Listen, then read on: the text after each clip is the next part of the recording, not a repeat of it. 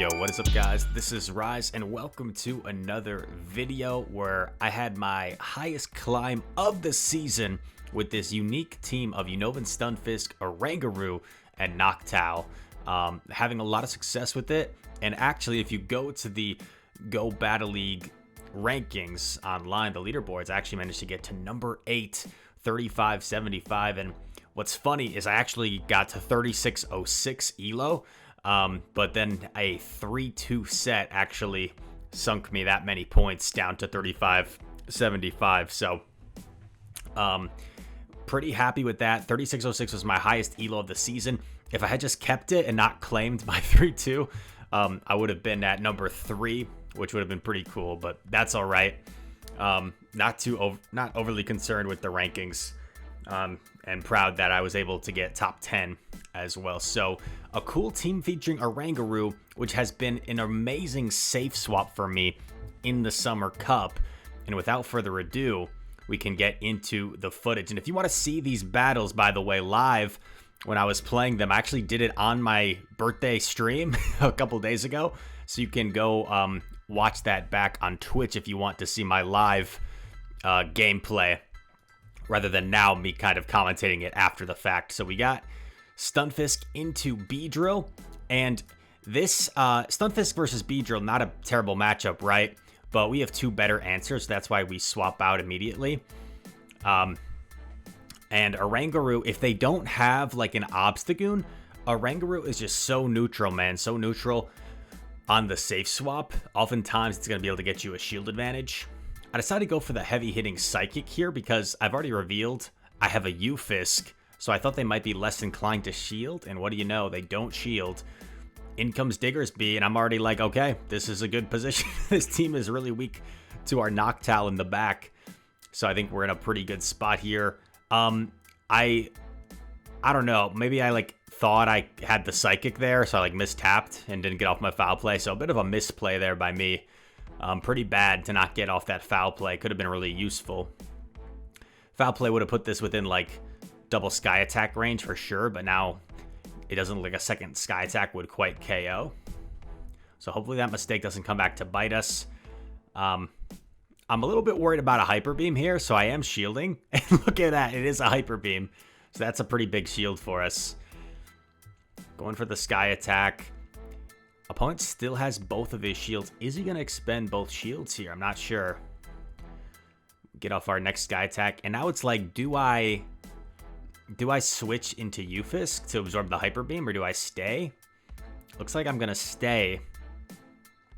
He is going to beam me. And now Beedrill comes in. But I figure, these wing attacks pretty much put it into discharge range. And I can just mud bomb the Diggersby. Even if this is a drill run, I should be able to tank it, and I don't think it is a drill run, so that is scary. So actually check this out. I undercharge the discharge, and it gives me 2 extra Thunder Shocks, and this is going to allow me to outpace the Diggersby to the mud bomb.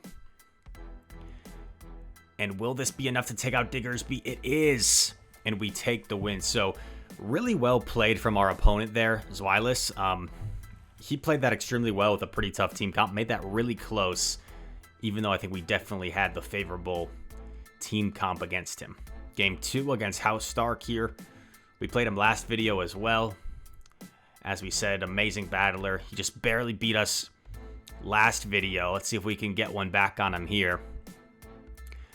So we save swap Orangaru. We're met by Crustle. Crustle does have that super effective X-Scissor, but you see our Confusions are chunking, and we already got a shield with our foul play. And because Tropius is a pretty tough lead for for Stunfisk, I'm gonna try and flip this if possible to get knock onto the Tropius, and foul play is enough to KO from there. And this has put us in a really good situation. House Stark rocking the shiny A-Grav. Very cool. But now we have the alignment we need. Stunfisk over there. Tropius. Noctowl on Tropius, excuse me. And House Stark realizes it's over. Win switch, win game. As simple as that.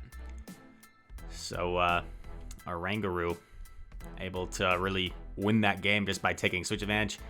Another Tropius here in game number 3. So we save swap Orangaru, and this time the opponent is staying in. So this means they don't have an obvious answer to Orangaru. They hit us with a Leaf Blade. Now in comes Crustle. I am going to go for the Psychic. I feel like he's less likely to shield since he's so healthy still. Land the Psychic, and now I'm like, okay, maybe I can take back switch here. I end up going for the foul play because his next Smackdown would register before my next Confusion. So I'm like, okay, well, at least I can get a shield advantage there. And our switch clocks are going to be a little bit desynced. So hopefully my Noctowl can put in a bunch of work here. I'm getting ready to switch out if Tropius comes in. It is Tropius. Oh, what the heck? Why am I staying? I guess I wanted to bank a move. Interesting. In comes Cargo. So this is kind of scary. But we're up a shield, and we have a move on our Stunfisk. So this is definitely not over yet.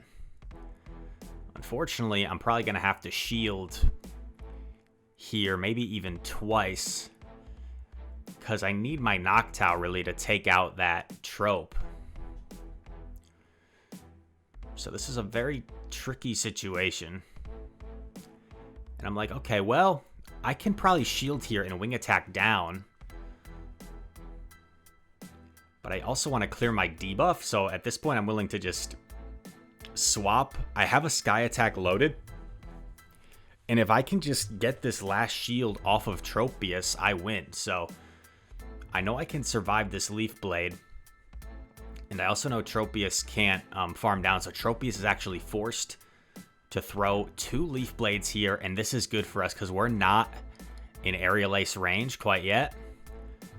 So I can simply just try to build up to 2 or even farm down here. Aerial Ace, not quite enough, and our wing attack's just adding up a little bit quicker than his air slashes to get the win there. So another nice win with the Stunfisk, Orangaru, Noctowl team. This team a little more ABC compared to our last team, which was very ABB. Terrifically, this is where we want to see Grav. In comes Trope, so we come and knock. This is a really dominant matchup for Noctowl. You might even see me undercharge my Sky Attack a bit. I've seen some people on stream like do no bubbles here. You don't want to undercharge it that much, in my opinion. Well, actually, you know what? We'll see how this plays out, but maybe less bubbles would have been better there. You just don't want the Tropius to get you too low. I let him get a couple more air slashes to give this Graveler less farm. And actually, you know what? I take back what I said, because if I had undercharged more, maybe I would have got off 2 Shadow Balls there. And this is just kind of hard counter city. This isn't like the most dominant matchup in the world for Orangaru, because these Shadow Claws are only single resisted. So they do still add up, and the Seed Bombs add up. You just get outpaced here quite significantly. So this game isn't completely over, but we're in a very favorable position. I will shield this Seed Bomb. I want to get that last shield off of Trev. I still have a fully healthy Stunfisk. I decide I'll let this next Seed Bomb go. I'll get off my foul play, and this way he kind of has to expend his last shield, and he's already within like Mud Bomb range. So he decides to let it go and pretty much concedes, because with shields down for him, if he had shielded that, I could just go straight Mud Bomb and win. G to the G. Another nice win. And yeah, like I was saying before with Nock versus Tropius, you don't want to get too greedy on the undercharge, because you don't want to give Tropius a chance to like grab your shield from you, but I probably could have undercharged that more. Vigoroth. If you guys decide to run this team, Vigoroth is a tough lead, so I struggled with it at first, but what I started doing is I discharge and then I dip Orangaru, because they're almost never going to shield this discharge. Oh, looks like I'm not doing it yet. So I don't think I should even do that, right? I don't think I should stay in that long. I think I should just discharge and then go right away. because I'm just giving this Vigoroth so much energy head start, and that becomes such a problem to deal with. So now I CMP tie here on the foul play. I'm debating whether I want to shield or not. I don't shield. Versus if I had swapped earlier, right? I would have got to that foul play before he got to the that third body slam. At this point, I'm like, you know what? Maybe I'll just completely Thunder Shock down here.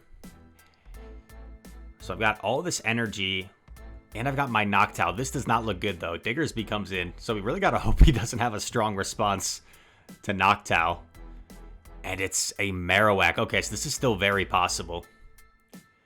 This is still very possible.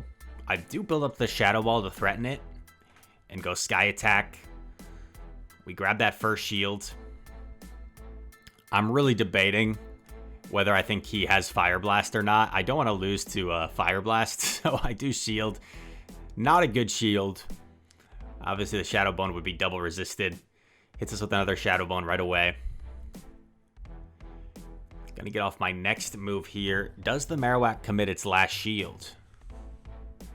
It does. And I'm gonna get off this next Sky Attack, really hoping it KOs from here. It does KO. And this is great for us. And at this point, I'm like, okay, if he's willing to expend the energy for a Hyper Beam here, I'll let him. And it's just a Fire Punch. That's terrific. This Sky Attack should put it into like double Mud Bomb range. I try to catch a Fire Punch there. I shield, and then I go and I combo with the Mud Bomb. And now I'm very close to the Sky Attack, and I'm very close to 2 Mud Bombs. So he's going to have to throw a Fire Punch here to take me out. And I might even live it. I hang on to the Fire Punch. I'm not sure if that was an undercharge. I think it might have been. It's hard to tell. And I get it off. Yes, that would have been a nasty undercharge, right? If they like undercharge 1 Mud Shot, get off a Fire Punch on Noctowl.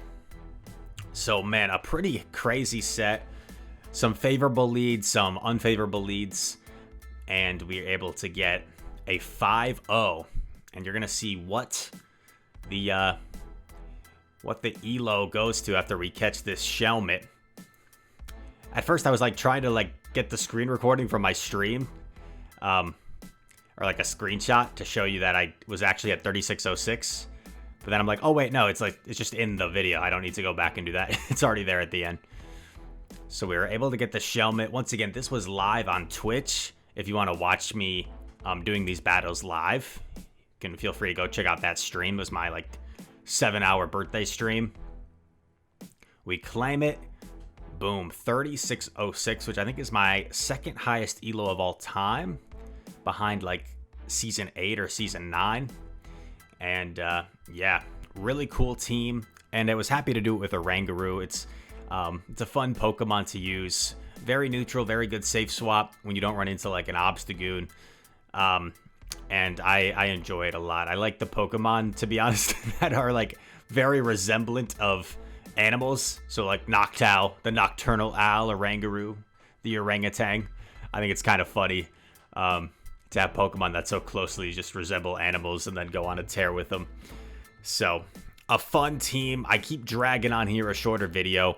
If you enjoyed it, reaching top 8 on the Go Battle League Global Leaderboard, 3606 elo, pretty crazy.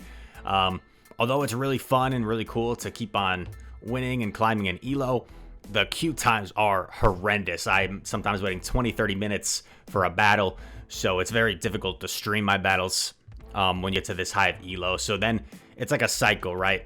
And I know it sounds like I'm complaining over something that I'm sure a lot of people would like really like to have, right? Like climb to a really good elo range, but then it's like you get there and you're really happy, and then you just have to deal with these queue times, and then you consider like, do I want to be at this high of elo so I can make more content and keep battling?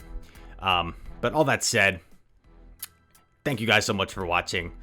I hope you enjoyed the content. If you did, make sure to smash the like button, comment down below. All comments are appreciated. Subscribe if you are new. That said, thank you for watching. I hope to see you in the next one. Peace.